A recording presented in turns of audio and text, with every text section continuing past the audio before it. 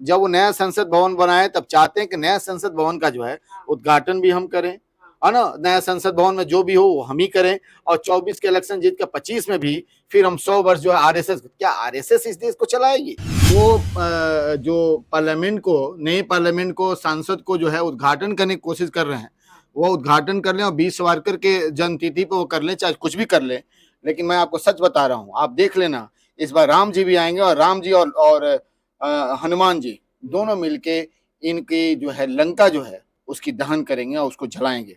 हमने जिस पार्टी में मोदी जैसे लोग हैं, मोदी को हमारे प्राइम मिनिस्टर हैं, लेकिन आपको तो मालूम है ना गुजरात का कांड का क्या, आपको मालूम है ना बीबीसी डॉक्यूमेंट्री का क्या। बता दूं कि आप बताओ कि प्रेसिडेंट कितना पावरफुल होता है, सबसे बड़ा पावरफुल तो प्रेसिडेंट होता है। तो वो सांसद भवन का उद्घाटन अगर कोई करेगा तो सांसद भवन का उद्घाटन किसे करना चाहिए? उद्घाटन तो मुर्मू जी को करनी चाहिए। और भी बता दो, ये सोच रहे हैं कि हम इस पार्लियामेंट का उद्घाटन करके हम 24 के इलेक्शन जीत जाए, 25 में हम 100 वर्ष आरएसएस की जो है हम उसकी तिथि मनाएं, तो ये कतई इस देश की जनता कबूल नहीं करेगी। क्योंकि जनता जानती है ये गंगा जमुना तहजीब की जनता है, ये भारत की जनता है, ये जो अंबेडकर की जनता है, और ये संविधान पर चलने वाली ये देश की जनता है। वो कभी भी स्वर्गों को पसंद नहीं करेगी, और कभी भी इस मोदी टाइप के और इस योगी टाइप के जो सरकार को पसंद नहीं करेगी, और 24 में उखाड़ कर फेंकेगी। और 24 में फिर से सरकार जिसकी बने, चाहे कांग्रेस है, किसी को, वो सेकुलर होगी जो देश को लेकर चलने वाली है। नमस्कार, आप सभी का स्वागत है। मैं हूं आपके साथ निधि उपाध्याय। जिस तरीके से 28 मई को नए संसद भवन का उद्घाटन प्रधानमंत्री नरेंद्र मोदी करेंगे, और इसी को लेकर सबसे दिलचस्प बात इसमें यह है कि उस दिन 28 मई को वीर सावरकर की 140वीं जयंती है, और लगातार तमाम विपक्षी दल इसको लेकर विरोध जता रहे हैं। और इसी पूरे मुद्दे पर हमारे साथ बातचीत करने के लिए सुप्रीम कोर्ट के वरिष्ठ वकील औरंगजेब खान मौजूद हैं। सर, क्या कुछ कहेंगे? जिस तरीके से नए संसद भवन का निर्माण हो चुका है, और अब 28 मई को प्रधानमंत्री नरेंद्र मोदी वहां पे जाएंगे और वहां पर जाकर उसका उद्घाटन करने वाले हैं, लेकिन जो विपक्षी दल है वो लगातार इसका विरोध कर रहे हैं, क्या कुछ कहेंगे? आपको मैं बता दूं कि जिस तरह से इन्होंने कर्नाटक में बजरंगबली का इन्होंने नाम लेके अपने आप को वहां जीतने की कोशिश की, तो वो बजरंगबली अब जाग चुके हैं, वो देख चुके हैं बजरंगबली जो है अब इनका दहन करेंगे। और वो जो पार्लियामेंट को, नए पार्लियामेंट को, सांसद को जो है उद्घाटन करने की कोशिश कर रहे हैं, वो उद्घाटन कर लें और 20 सावरकर के जन्मतिथि पे वो कर लें, चाहे कुछ भी कर लें। लेकिन मैं आपको सच बता रहा हूँ, आप देख लेना, इस बार राम जी भी आएंगे, और राम जी और हनुमान जी दोनों मिलके इनकी जो है लंका जो है उसकी दहन करेंगे और उसको जलाएंगे। मैं बता दूं कि आप बताओ कि प्रेसिडेंट कितना पावरफुल होता है, सबसे बड़ा पावरफुल तो प्रेसिडेंट होता है। तो वो सांसद भवन का उद्घाटन अगर कोई करेगा तो सांसद भवन का उद्घाटन किसे करना चाहिए? उद्घाटन तो मुर्मू जी को करनी चाहिए। लेकिन उद्घाटन हमारे जो कौन कर रहे हैं? हमारे प्राइम मिनिस्टर साहब कर रहे हैं। अब देखिए, और वो भी कब? सावरकर की जन्म तिथि पे जो पार्लियामेंट का उद्घाटन कर ले। और एक बात और भी बता दे, ये सोच रहे हैं कि हम इस पार्लियामेंट का उद्घाटन करके हम 24 के इलेक्शन जीत जाए, 25 में हम 100 वर्ष आरएसएस की जो है हम उसकी तिथि मनाएं, तो ये कतई इस देश की जनता कबूल नहीं करेगी। क्योंकि जनता जानती है ये गंगा जमुना तहजीब की जनता है, ये भारत की जनता है, ये जो अंबेडकर की जनता है, और ये संविधान पर चलने वाली ये देश की जनता है। वो कभी भी स्वर्गों को पसंद नहीं करेगी, और कभी भी इस मोदी टाइप के और इस योगी टाइप के जो सरकार को पसंद नहीं करेगी, और 24 में उखाड़ कर फेंकेगी। और 24 में फिर से सरकार जिसकी बने, चाहे कांग्रेस है, किसी को, वो सेकुलर होगी जो देश को लेकर चलने वाली होगी। लेकिन लगातार जो विपक्षी दल है वो विरोध कर रहे हैं। वो कह रहे हैं कि वीर सावरकर की जयंती वाले दिन ही आखिरकार प्रधानमंत्री नरेंद्र मोदी उसको उद्घाटन क्यों कर रहे हैं? देखिए, ये जो पार्टी है, ये पार्टी आतंकवादी पार्टी है, आतंकवादियों की पार्टी है, टेररिस्टों की पार्टी है। आप इसमें देख लो, आप जो है, वीर सावरकर भी देश प्रेमी थे, वो भी, उन्होंने देश की सेवा की है। क्या ऐसी सेवा की? सेवा ये की कि उसने माफीनामा मांगी है, और सेवा ये की कि गांधी जी की जो है वो कातिल है, गांधी जी को गोली मारी है। इसके सिवाय उसके देश के लिए क्या सेवा की है? अगर देखा जाए तो देश के लिए सबसे पहला और दुनिया का सबसे पहला अगर कोई आतंकवादी है तो वो आतंकवादी वो वीर सावरकर है, और वो आतंकवाद का सबसे पहला नींव डालने वाला वीर सावरकर है।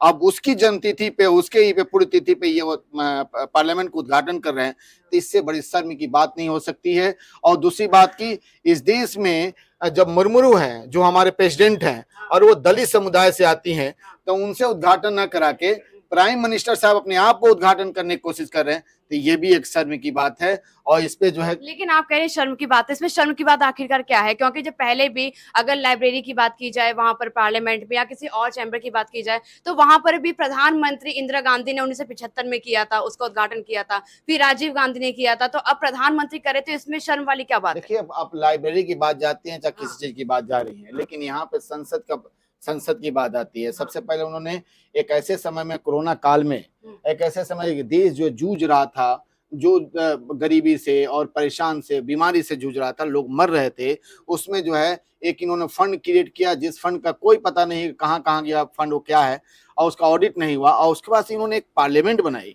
और पार्लियामेंट केवल अपने नाम को, कि मोदी जी का नाम रहेगा, अमर रहेगा कि मोदी जी ने पार्लियामेंट बनाई है। और अब वो चाहते हैं, नया संसद भवन बना है, उसको दिक्कत क्या है? तो सुनिए तो पहली बात को, जब वो नया संसद भवन बनाए तब चाहते हैं कि नया संसद भवन का जो है उद्घाटन भी हम करें, है ना, नया संसद भवन में जो भी हो वो हम ही करें। और जनता यहाँ के कबूल करेगी क्या? ये जनता यहाँ के कभी एक्सेप्ट कर सकती है?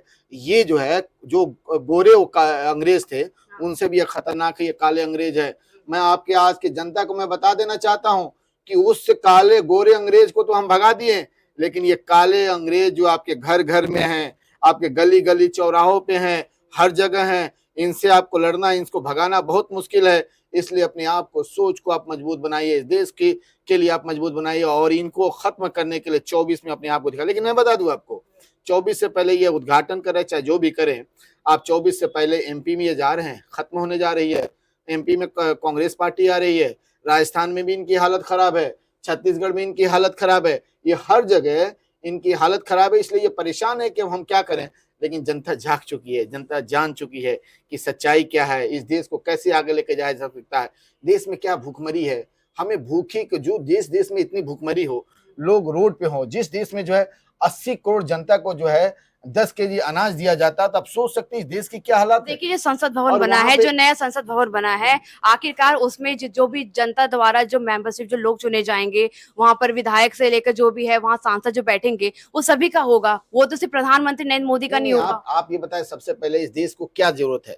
सबसे पहले यहाँ पे गरीबी या भूखमरी को मिटाना है।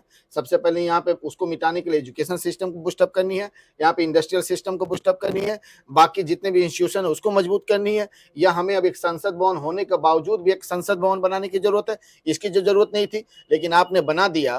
तब बनाने के बाद से भी एक आपसे बड़े ओहदे पर बैठे हुए एक प्रेसिडेंट हैं, और तो उनसे आप उद्घाटन नहीं कराएंगे क्योंकि वो दलित है। और आप जानते होंगे, कोविंद जी जब जो राम जन्मभूमि पे और जब वहां पे गए तो उसके लिए उनको धुलवाया गया, सब कुछ साफ कर। तो आप एक तरफ से कहेंगे कि हमारे प्रेसिडेंट हैं, उन्हें चुन के लाएंगे, उन्हें अपने वोट बैंक के लिए यूज करेंगे, और लेकिन जब कोई चीज का उद्घाटन करना होगा, सर्वश्रेष्ठ किसी पोस्ट पे जाना होगा, कुछ कार्य करनी होगी, तो उसका उद्घाटन भी आप करेंगे। यानी कि अमरूद भी तोड़ेंगे आप और अमरूद खाएंगे भी आप, चाहे कोई भी हो। तो ये तो नहीं चलेगा ना। तो ये इस देश में कभी भी नहीं चल सकता, क्योंकि ये देश जो है वीर जवानों का देश है, ये अंबेडकर के देश है। अंबेडकर जी ने कहा था जब संविधान सभा की जब मीटिंग हो रही थी, तो उन्होंने कहा था कि जब देश में जो है इंसानों से बड़ा जो है, वहां पे किसी रिलीजन को महत्व दिए जाने लगेगा, जब रिलीजन को दिए जाने लगेगा, और उसके साथ साथ किसी एक नेता को जो है ज्यादा उसके तरफ लोग जाना स्टार्ट कर देंगे, उस पर फोकस करने लगेंगे, उसी को अपना महात्मा मान लेंगे, तो देश में जो है वो राष्ट्रभक्ति खत्म हो जाएगी, लोग सेंट्रलाइज हो जाएंगे, देश पीछे छूट जाएगा। और बाकी जो वहां पे जो है गृह युद्ध, बाकी जैसी स्थिति स्टार्ट हो जाएगी, संविधान खत्म हो जाएगा। आज देश की हालात तो ऐसे हुई है कि आज इन्होंने केवल रिलीजन पे अपने आप को फोकस कर दिया है, आज इन्होंने मंदिर मस्जिद पे अपने आप को फोकस कर दिया है, आज इन्होंने राम को और हनुमान जी को बांट दिया है, आज इन्होंने कलर को बांट दिया, हरा रंग और पीला रंग में बांट दिया है, आज इन्होंने पेड़ पौधों को बांट दिया, आज इन्होंने जो बकरे को जो है मुस्लिम बना दिया और गाय को जो है हिंदू का बना दिया है। तो मैं ये पूछना चाहता हूं कि आप किसमें किसमें बांटोगे? मैं चाहता हूं हवाओं को भी बांट दो आप, ये पानी को भी बांट दो आप, सबको बांट दो, जिससे कि ये देश। लेकिन ऑस्ट्रेलिया के पीएम लगातार उनकी तारीफ कर रहे हैं, वो तो कह रहे हैं कि नरेंद्र मोदी बॉस हैं इंडिया के। तो देखिए, अभी तो मैं आपको बता दूं कि अभी जो ऑस्ट्रेलिया में जो है, खासकर ऑस्ट्रेलिया में जो हुआ है, तो आप ऑस्ट्रेलिया में आपने देखा है कि ऑस्ट्रेलिया में जो अभी तो ओपन तो हो गया कि ऑस्ट्रेलिया में जितनी भी भीड़ आई, उस भीड़ को लाया गया कांग्रेस ने कम से कम ये स्टेप लिया। उन्होंने कहा कि उनके मैनिफेस्टो में था, लेकिन उन्होंने किया नहीं था। नहीं, मैनिफेस्टो में था, कांग्रेस के मैनिफेस्टो में था। उसने अभी तक कांग्रेस की पार्टी वहां पे अभी सरकार बनी है। अभी अभी जो 5 उनका मेन था उसको उन्होंने फुलफिल किया। 1 घंटे के अंदर में राहुल जी ने उसको फुलफिल कर दिया कि जो भी डिमांड था उन्होंने रखा था। बाकी वो मैनिफेस्टो में वो धीरे धीरे हम करेंगे। अभी तो हमारे 1 सप्ताह भी नहीं हुई सरकार को, लेकिन मदनी साहब जो बीजेपी के एजेंट बन के ऐसी बातें कर रहे हैं, लगातार बोल रहे हैं कि उस पर बैन होनी चाहिए सब कुछ, तो बीजेपी से आप क्यों नहीं डिमांड करते हो? यही मदनी साहब हैं कि इनके जो है 4 फादर जो थे हुसैन अहमद मदनी, कि जिन्होंने जो अंग्रेजों के खिलाफ एक मुहिम छेड़ी थी 7 सितंबर 1921 में, जब जो नॉन कॉपरेशन मूवमेंट में 7 सितंबर 1921 को उन्होंने एक अनाउंस किया कि जितने भी मुस्लिम और बाकी जो अपने देश से मोहब्बत करने वाले वो अंग्रेज को फौज को छोड़ दें। और उसी समय कितने मुस्लिम और बाकी जो देश से मोहब्बत करने वाले जितने भी भारत के वीर सपूत थे उन्होंने छोड़ दिया। तो बाद में जो उनको जेल हो गई, और जेल होने के बाद जब जज ने उन्हें बुलाया तो जज के सामने कहा कि तुम एक बार बोल दो कैसी सी बात कि मैंने नहीं बोली। उन्होंने कहा कि मैं 100 बार बोलूंगा कि आप जो अंग्रेज हुकूमत में जितने भी सैनिक मुस्लिम और बाकी जो दीगर जो मोहब्बत करते हैं देश से उसे छोड़ देते। जज ने कहा कि इन्हें हैंग टू डेथ करे। तो उसके बाद से उसी को शौकत अली, जौहर अली उस बात को बढ़ाए, गांधी जी ने सपोर्ट किया।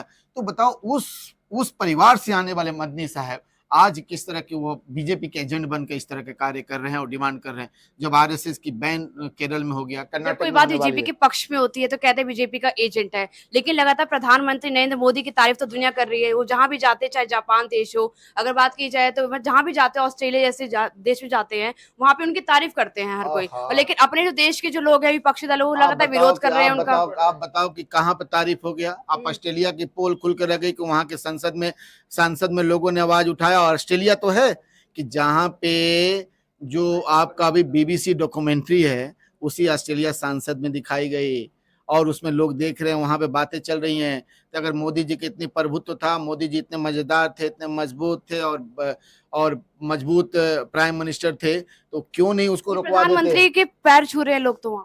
अरे भाई जो विदेशों में। आप बताओ कि जो बड़ा है, तभी अभी तो डीके शिव कुमार जो है आरएसएस के जो लीडर थे उनका पैर छुआ उन्होंने, तो वो तो सम्मान है। कोई भी अपने बड़े का पैर छूता है तो पैर छूने का मतलब ये लेकिन थोड़ा कि विदेशों उसके से लोग आदर्श आके प्रधानमंत्री का पैर छूते हैं। उसके आदर्श बन जाए। लेकिन आप ये भी जान लो कि ऑस्ट्रेलिया के न्यूज में, पेपर में और हिंदुस्तानी पेपर में, यूट्यूब चैनल पर मैंने सुना है और कि ये आ गया है कि वहां पे जितने भी पैर छूने वाले थे और जितने इनकी वाहवाही कर रहे थे वो उसको यहाँ से ले जाया गया था इनकी वाहवाही के। तो बताओ इस देश का पीएम ऐसा है कि जिसकी वाहवाही करने के लिए लोगों को ले जाया जाता है? इस देश का पीएम ऐसा है कि जिसको वहां पे पैसे वहां पैसे खर्च किए जाते हैं लोगों को कलेक्ट करने के लिए? तो आप सोच सकते हो इस देश की स्थिति क्या है और देश कहाँ जा रही है। मैं आपको बता दूं कि ये जितने भी देश के लोग हैं, नौजवान हैं, उन्हें बाहर निकलना होगा। और अगर वो बाहर नहीं निकलते हैं तो फिर ये देश का बेड़ा गर्क हो जाएगा। खासकर मैं उन सब से बोलना चाहता हूँ, खासकर जो राहुल जी जो इस तरह की लगातार वर्क कर रहे हैं। अब देखो कि वो जो ट्रक पे चालक के दिल्ली से जो है चंडीगढ़ तक गए, उन्होंने इस तरह लगातार वर्क कर रहे हैं। उन सब पे एक छोटा सा एक जुमला है कि मकान और साहिब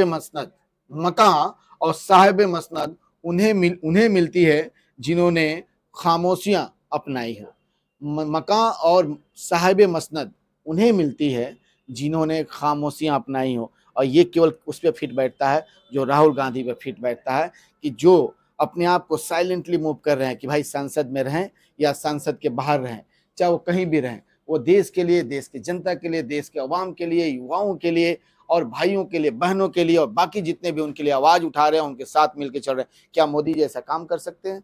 क्या वो मोदी जी कभी ट्रक वाले के साथ चल सकते हैं, किसी ऑटो वाले के साथ चल सकते हैं? वो कॉलेज यूनिवर्सिटी में, दिल्ली यूनिवर्सिटी में आके किसी के साथ बैठ सकते हैं? यूपीएससी के बच्चों के साथ बैठ सकते हैं? आपको नहीं मालूम है? आपको तो पहले भी मालूम होना चाहिए कि यही राहुल जी हैं कि यूपीएससी में जो बच्चे आज जितने भी सेलेक्ट हो रहे हैं, जो 32 साल से एबव एज के जो जनरल हैं और बाकी जो एज बढ़ाने वाले, यही राहुल जी हैं। वो 2014 में उन्होंने अनाउंस किया था और उसको दिया था।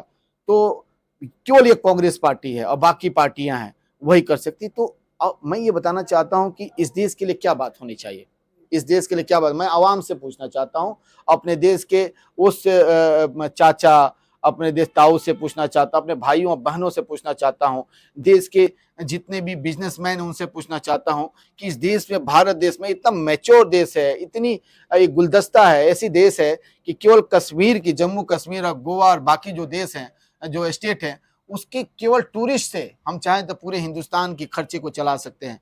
लेकिन आज देश की हम ऐसी आबोहवा बना दिए हैं कि हिंदू, मुस्लिम और सिख ईसाई में इसको बांट रहे हैं। अगर हम यहाँ पे एजुकेशन, हमें क्या जरूरत है? हमें एजुकेशन की जरूरत है, अच्छे कॉलेज यूनिवर्सिटी की जरूरत है, हमें क्या चीज़ की जरूरत है? इंडस्ट्री की, अच्छी इंडस्ट्री की जरूरत है, बच्चों के एम्प्लॉयमेंट की जरूरत है। हमें इस पे बात करनी चाहिए, हमको सबको लेकर चलनी चाहिए। ये कब पॉसिबल है? जब हम एक साथ बैठ के चलें, एक साथ अपने आप को करें, तभी। इसी पे एक शेर है, ये खासकर मोदी जी के लिए, ये आंधियां मगरूर दरख्तों को पटक जाएंगी। मोदी जी सुन लो, ये आंधियां मगरूर दरख्तों को पटक जाएंगी, जो साख बचेंगी वो लचक जाएंगी।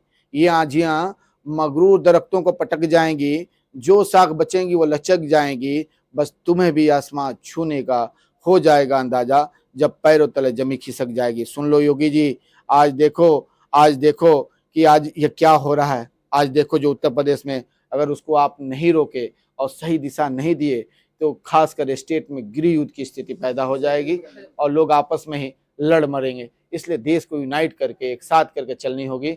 और खासकर कांग्रेस पार्टी से मैं कहूंगा कि आरएसएस और बाकियों पे आने वाले समय में बैन करनी होगी और युवाओं को एक नई दिशा देने के लिए एक मजबूत सरकार बनानी होगी। जय हिंद, चलिए, जय बहुत भारत। बहुत शुक्रिया।